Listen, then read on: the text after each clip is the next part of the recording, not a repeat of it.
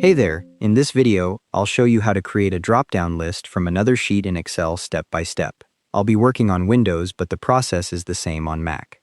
First, go to the sheet that contains your list items by clicking its tab at the bottom of the window. Your items should be in a single column. This is the source data for your drop-down. If you want, you can select any cell in the range and press Ctrl+T to convert it to a table. Now switch to the sheet where you want the drop-down to appear. Click on the cell where you want the drop-down, or if you want multiple cells to have the same drop-down, select the entire range now. You'll see the selected cells highlighted with a border. Next, click on the Data tab in the ribbon at the top. On the right side, you'll see the Data Tools group. Click the Data Validation button. The Data Validation dialog box opens. On the Settings tab, click the Allow drop-down and select List. Once you do that, a source field appears below it. Click in the source box, then click the small collapse button next to it. The dialog minimizes so you can see your sheets. Switch back to your source sheet, then click and drag to select the range containing your list items. Excel adds the sheet name to the reference automatically, and it'll look something like equals data source $!A $2:A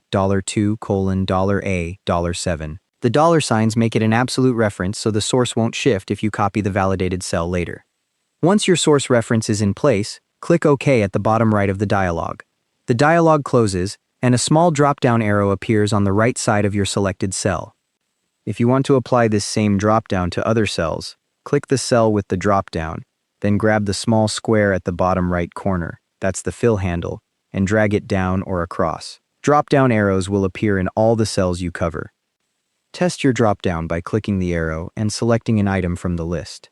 If you converted your source data to a table earlier using Ctrl+T, anytime you add or remove items from that table, every drop-down based on it updates automatically.